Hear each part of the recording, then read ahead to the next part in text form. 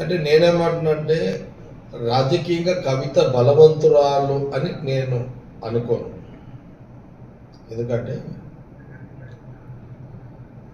ఓవరాల్‌గా బీఆర్ఎస్ అంటే కేసీఆర్, కేసీఆర్ అంటేనే బీఆర్ఎస్. కాంగ్రెస్ పార్టీ దేశ రాజకీయాల్లో వారి వారి నాయకత్వంలో అన్ని రాష్ట్రాల్లో మేమందరం కూడా ఒక సెక్యులర్ భావాలతో ప్రజా పరిపాలనలో మేము ఎప్పుడు కూడా పనిచేస్తాం. బీజేపీ ఎప్పుడు కూడా హిందూ మత రాజకీయాలతోటి వాళ్ళ ఉనికిని కాపాడుకునే ప్రయత్నం వాళ్ళు చేస్తారు. కాంగ్రెస్ తర్వాత రాష్ట్ర రాజకీయాల్లో ప్రాంతీయ పార్టీగా బీఆర్ఎస్ కూడా సెక్యులర్ భావాలతోనే ఉంటుంది.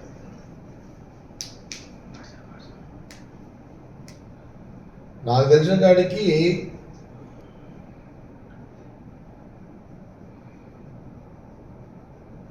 కేసీఆర్ రాజకీయాల్లో ఉన్నంత కాలం ఆయన ఉనికి ఉంటుంది, కానీ కుటుంబం యొక్క ఉనికి ఉండదు అనేది నా అభిప్రాయం. ఈరోజు నేను ఈ చిట్చాట్ చేయడానికి కారణం కూడా ఏంటంటే, వీళ్ళు కేసీఆర్ యొక్క కుటుంబము ఎవరిది వాళ్ళే పొలిటికల్ పర్సనల్గా ఊహించుకొని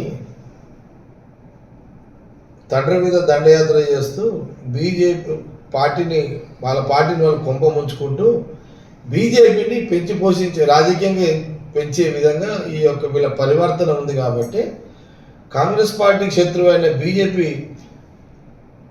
బలంగా లేదు, రాజకీయంగా బలంగా లేదు. తెలంగాణ రాజకీయాల్లో లేని బలాన్ని కవిత లేఖల లీకులతోటి ఈ జనాలకు ఏమొస్తుంది, బయట ఏమనుకుంటారు,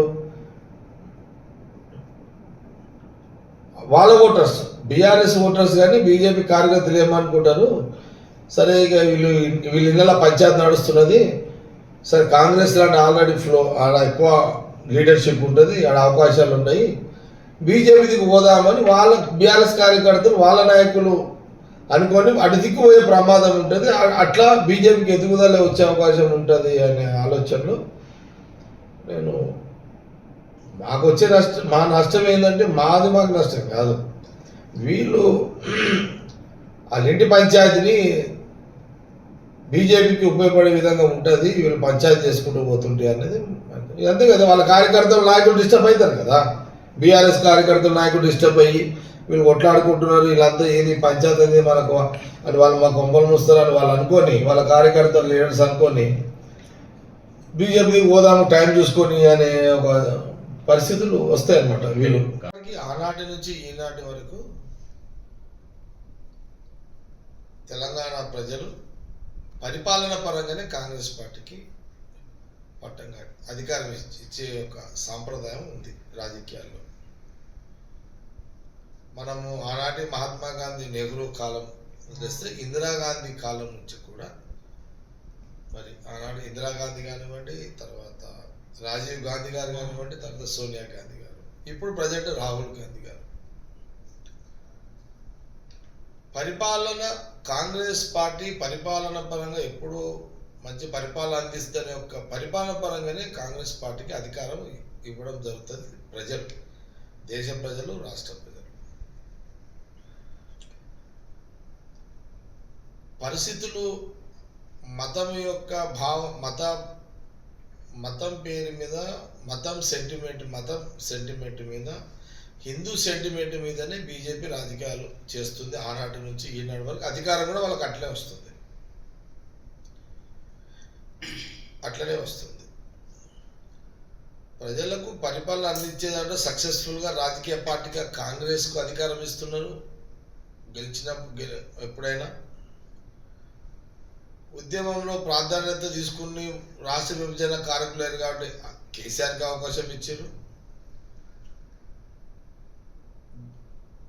హిందూ మతం పేరు మీద దేశ రాజకీయాలు మోడీకి ఇచ్చారు, కానీ రాష్ట్రంలో ప్రజలు మోడీ ఇక్కడ బీజేపీకి అవకాశం ఇప్పటివరకు రాలే. నిజం చెప్పాలంటే ఇప్పుడున్న సిచ్యువేషన్లో రాజకీయంగా ఈ రాష్ట్రంలో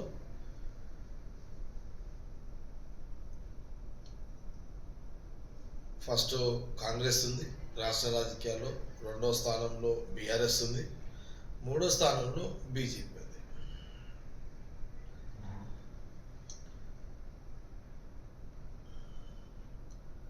రాష్ట్ర రాజకీయాలు, దేశ రాజకీయాలు కమ్యూనిస్టులు ఉన్నారు, సిపిఐ సిపిఎం ఉన్నారు, కానీ వాళ్ళు పరిపాలనతో అవకాశాలు వాళ్ళకు వచ్చే అవకాశాలు లేదు, అప్పుడు లేవు ఇప్పుడు లేవు. రాజకీయ పార్టీగా వాళ్ళ ఉనికి, వాళ్ళ కార్యకర్తలు వాళ్ళకు ఉన్నారు. కవిత ఎపిసోడ్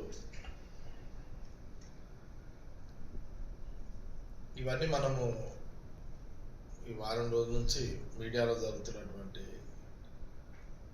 రాజకీయ కథలు,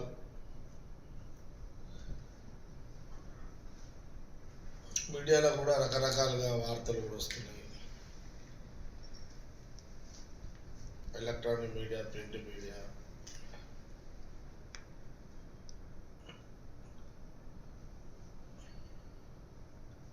కొత్త పార్టీలు అనే ఒక చర్చ, ఈ రకమైన చర్చ జరుగుతుంది ఈ వారం రోజుల నుంచి మీడియాలో. తెలంగాణ రాజకీయాల్లో ఆనాటి నుంచి ఈనాటి వరకు భవిష్యత్తులో కూడా కాంగ్రెస్ పార్టీ బలంగానే ఉంటుంది రాజకీయంగా. స్వాతంత్రం వచ్చిన కాడి నుంచి స్టిల్ ఈరోజు వరకు, రాష్ట్ర విభజన తర్వాత 10 సంవత్సరాలు ప్రజలు కేసీఆర్కి అవకాశం ఇచ్చారు. 10 ఏళ్ల తర్వాత కాంగ్రెస్ పార్టీకి అవకాశం ఇచ్చారు. ఇప్పుడు కాంగ్రెస్ పార్టీ ముఖ్యమంత్రి రేవంత్ రెడ్డి, ఇది జగమెరిగిన సత్యం. ఇప్పుడు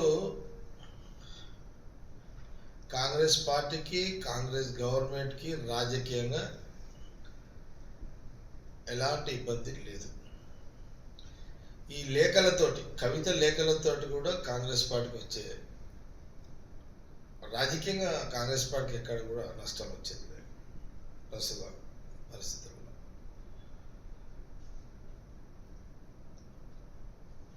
ఈ రాష్ట్ర రాజకీయాల్లో రాష్ట్ర విభజన పేరుతోటి టిఆర్ఎస్ పార్టీ అధికారంలోకి వచ్చేది.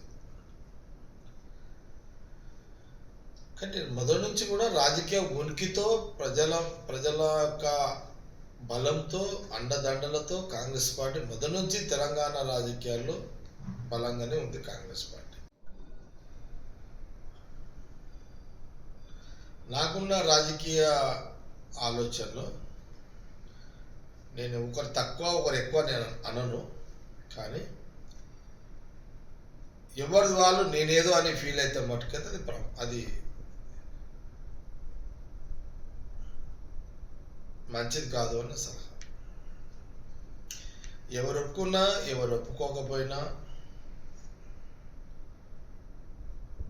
కేసీఆర్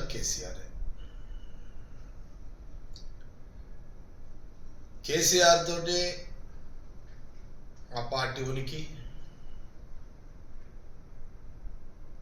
కేసీఆర్ తోటి ఆ కేటీఆర్ కానీ, హరీష్ కానీ, కవిత కానీ. కేసీఆర్ అనే నాయకుడు అనేవాడు లేకపోయి ఉంటే ఈరోజు కవిత, కేటీఆర్, హరీష్ లీడర్లు కాదు, వాళ్ళు లీడర్లు కాదు. కవిత కూడా డైరెక్ట్గా లీడర్ కాదు, ఒక తండ్రి కూతురుగా లీడర్గా ఎస్టాబ్లిష్ అయింది. నేను చూసిన నిన్న కవిత, మా నాయన దేవుడు చుట్టూ దయ్యాలు ఉన్నాయని చెప్పి, దేవుడు అంటూనే మీ నాయనని, అటు దేవుడు అంటున్నావు, ఇటు దయ్యాలు అంటున్నావు. మిమ్మల్ని ఏ చెట్టు అయితే కాపాడుకుంటు, మీ చెట్టు నీడలా బతుకుతారో మీరు ఆ చెట్టునే నరికే ఒక, అది అంటారు చూడు, మనం కొమ్మ మీద కూర్చొని తన కొమ్మని తను నరుకున్నట్టు మీరు నరుక్కోండి, మీరు ఏమనగండి, మాకు సంబంధం లేదు. కానీ మీ నరుకునుడు, ఈ లీకులు, ఈ లుకలుకలు, మీ లీకులు ఇవన్నీ అటు బీజేపీని బలాన్ని చేకూర్చేటట్టుగా ఉన్నాయి. ఇంత మీరు ఏదో రాజకీయ నాయకులుగా అంటున్నారు కదా, ఈ ఆలోచన మీకు ఎందుకు లేదు?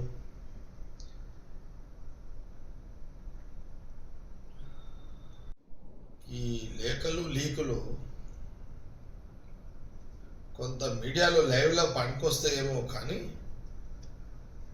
భవిష్యత్తులో రాజకీయంగా మీరే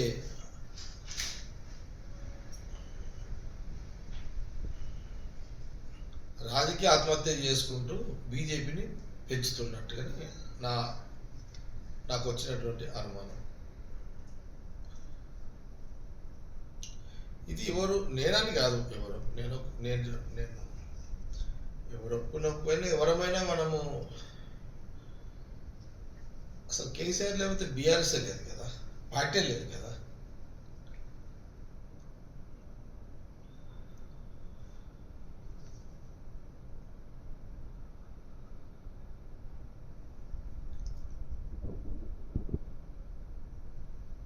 అందుకే కేసీఆర్ దేవుడు అంటూనే కేసీఆర్ కొంప ముంచుతున్నది. మా బదాలు ఏంటంటే మీ కొంప ముంచుకోండి, కానీ మా జాతీయ రాజకీయాల్లో నుంచి మొదలుకుంటే రాహుల్ గాంధీ గారు, వారి కుటుంబము, ఈరోజు రాష్ట్రం వరకు వారి నాయకత్వంలో మేము ఎప్పుడు కూడా బీజేపీకి వ్యతిరేకం.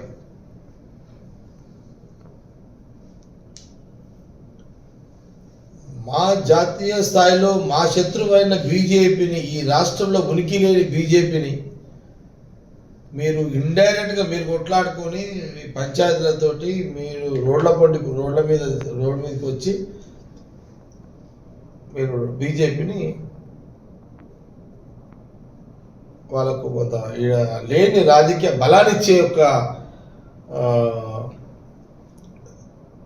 పరిస్థితులు ఈ లేఖలు, ఈ లీకులు.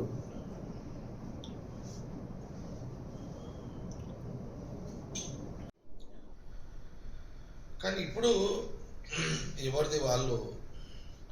నేను ఈరోజు ఈ చిట్ చాట్ ప్రధానంగా చేయడానికి కారణం ఏంటంటే, ఇప్పుడు ఈ కుటుంబ పంచాయతీలో కేసీఆర్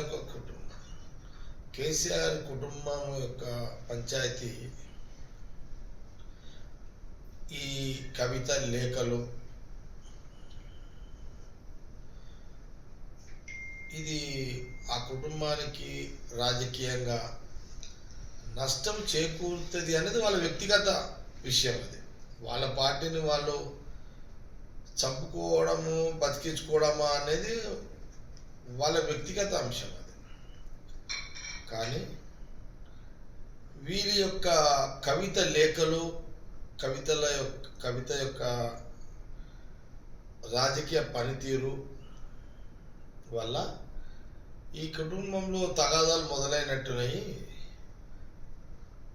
అని బీఆర్ఎస్కు ఉన్న ఓటు బ్యాంకు, బీఆర్ఎస్ ఉన్న కార్యకర్తలు వాళ్ళు కొంత డిసప్పాయింట్ అయ్యి వాళ్ళు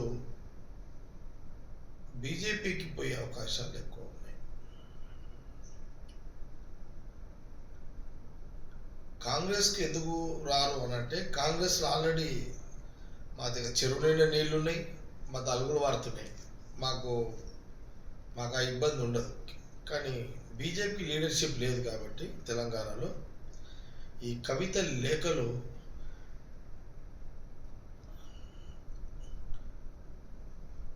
బీఆర్ఎస్ని ఉన్న కార్యకర్తలను, వాళ్ళ నాయకులను కన్ఫ్యూజ్ చేసి వాళ్ళందరూ భవిష్యత్తులో బీజేపీ దిక్కుపోయే ప్రమాదం ఉందనేది నా యొక్క ఆలోచన.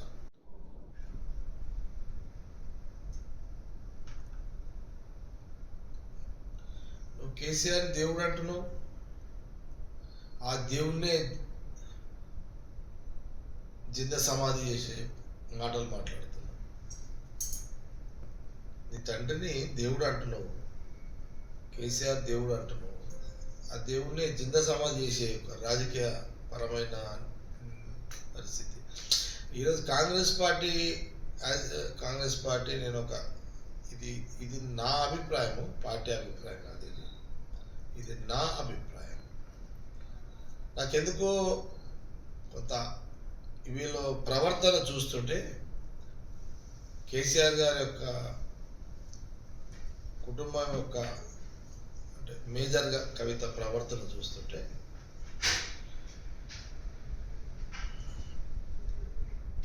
ఏదో డిప్రెషన్లో ఉండి తొందరపడి ఈ యొక్క లేఖలు విడుదల చేసి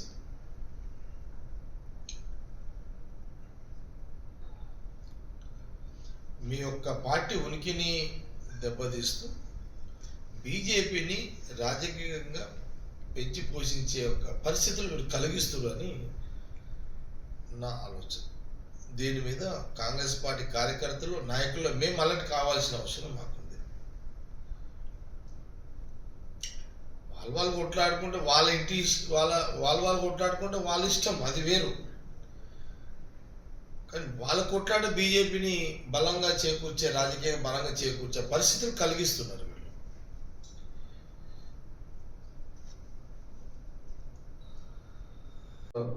ఎవరు ఒప్పుకున్నా ఒప్పుకోకపోయినా ఒక కుటుంబానికి వారసుడు కొడుకే అవుతాడు.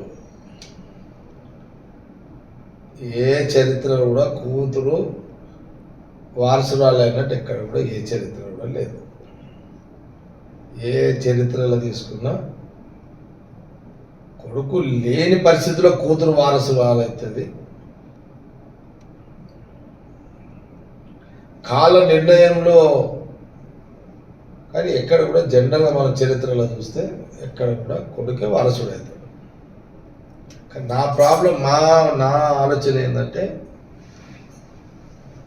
అల్టిమేట్గా బీజేపీకి లేని దాన్ని వీళ్ళు కొట్లాడుకొని ఈ లేఖలతోటి ఒక కాంప్లికేటెడ్ చేసుకొని వాళ్ళ కార్యకర్తలను వాళ్ళ బీఆర్ఎస్ కార్యకర్త నాయకులను కన్ఫ్యూజ్ చేసి వాళ్ళ ఆలోచన మళ్లించి